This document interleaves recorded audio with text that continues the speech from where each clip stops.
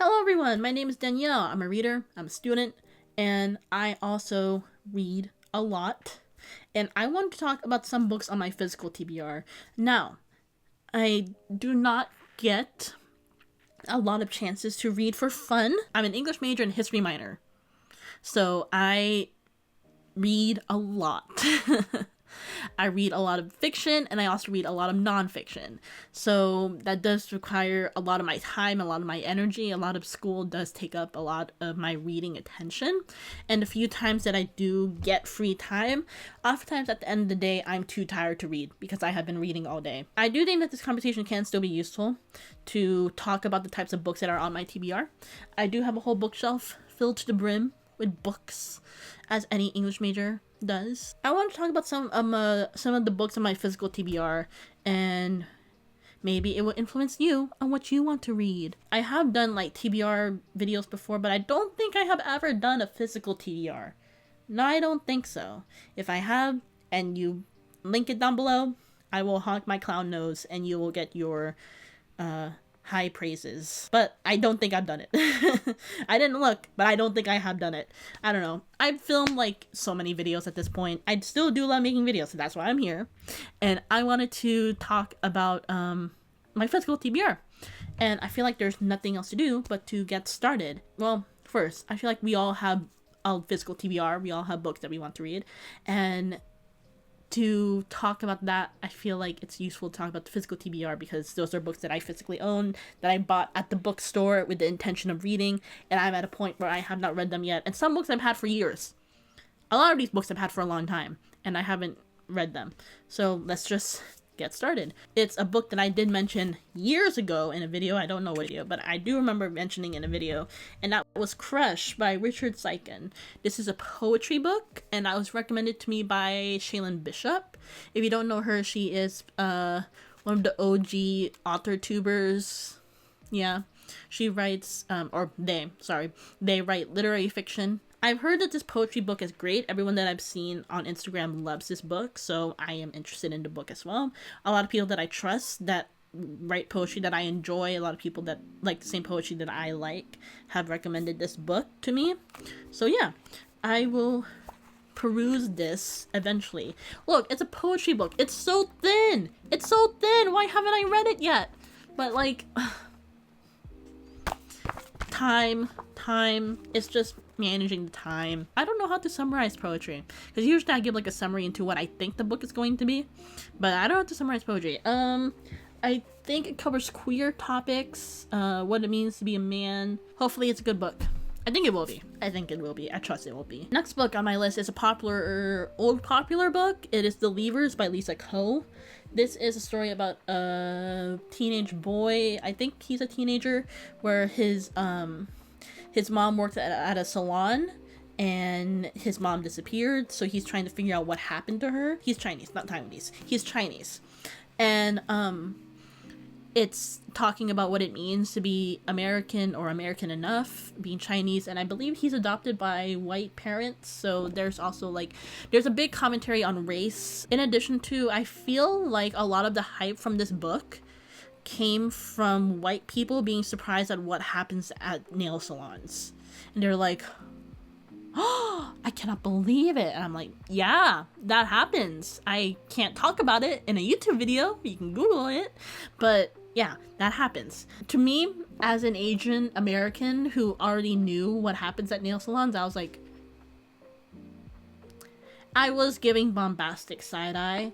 But I still do think that this book can be incredibly poignant and pertinent to the discussion of race and politics, specifically in the American or East Asian lens.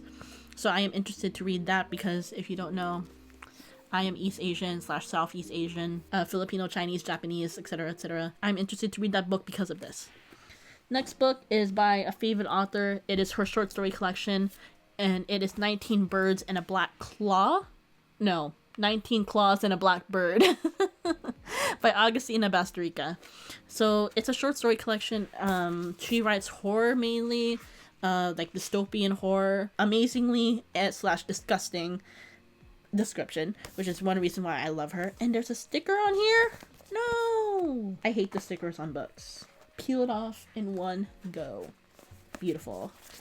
Stickerless. Night and Cloth and the Blackboard. You can see I've read like a few stories from it, but yeah, I haven't delved deep into this book yet. The good thing about short story collections is that you can read one short story at a time. You don't need to like read it in like the span of a few weeks, like an actual book, to understand what's going on. Like there's no like continuity throughout. Next book is Babel by R.F. Kuang.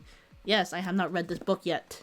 Yes, I know Calabasas just came out like recently, like a month ago? I don't know. I've seen like people like reviewing Calabasas, and I've seen like people having like book clubs for Calabasas. I've never read it. I did read A Poppy War by R.F. Kuang, and I really enjoyed it. I didn't finish the series, but Babel by R.F. Kuang, I believe, is talking about how school sucks and the colonization and how linguistics like merge together. So I'm interested in that. One fun fact, I was supposed to be a linguist at one point. I accidentally studied Spanish for like 4 years. Register and pay. Yeah. I accidentally... For how many years? Oh my god, like 7? Is an accident for 7 years? Yeah. 14 times or something? Yeah. I know English, Spanish, a little bit of Tagalog, a little bit of Bisaya, polyglot life. I am interested to read Babel. I'm always down to critique corrupt institutions of power that uphold white supremacy, and I believe this book does exactly that. Hopefully I can read Babel soon, because I do want to read that book. Let's talk about books that I am currently reading right now. So the book I'm currently reading right now is for fun, and it is The Unworthy by Agustina Bastrica.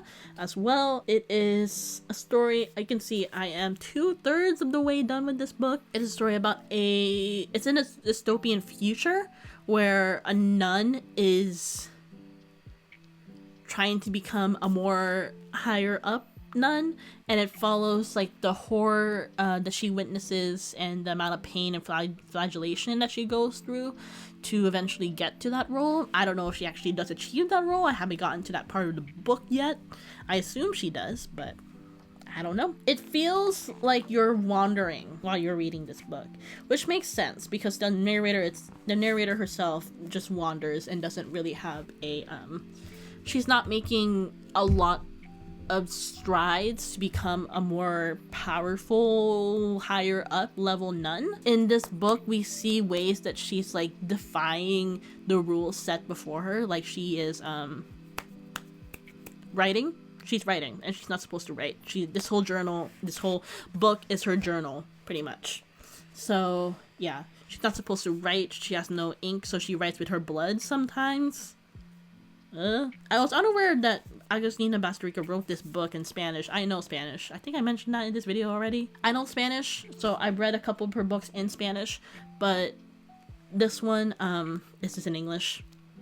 And this is a Barnes & Noble exclusive cover. And the next book that I'm currently reading or planning to read, like, soon, is, you're gonna think I'm a masochist for this, but it is November 9 by Colleen Hoover. I did not expect for y'all to love my Colleen Hoover video that freaking much. I didn't. I'm glad you did. Thank you. I put a lot of time and thought into that video. It was my first time on a new video editing software, so it had a steep learning curve too. But I'm glad that I did it. And I was like, I'm never gonna read a Colleen Hoover book again. But you know what? I did get some people like DMing me being like, you just didn't read her best book yet. You have to read November 9. That's her best book. So you know what? I will give her another chance. I will read November 9. If you don't know, I've read It Ends With Us. If you could watch this, I have a ton of sticky notes sticking out of my book. Most of them are pink. I will let you know that the pink and purple ones are the negative post-it notes. Didn't enjoy it. I read Ugly Love by Colleen Hoover. Then, in the B plot, we discovered that Miles and Rachel's parents are actually together. Wow, which makes this the nastiest form of forbidden love, aka this is incest. Didn't enjoy it, so I'm gonna read November 9, do a review on it at some point in the future. I have the book. I have it ready to annotate. Expect that video at some point. I don't know much about this book. I like to go into these books blind. I think this is the book where the boyfriend or like the love interest is an arsonist. I think. I don't know if that's true or not. Those are all the books on my physical TBR. I do have more books, obviously, but those are the books that I wanted to mention. Let me know what books that are on your physical TBR. Let me know if you've read any of the books that I've listed, and that if you enjoyed them or not. Let me know if I should continue reading them or not. Let me know what books you're currently reading, and I'll greatly enjoy talking about that in the comments down below.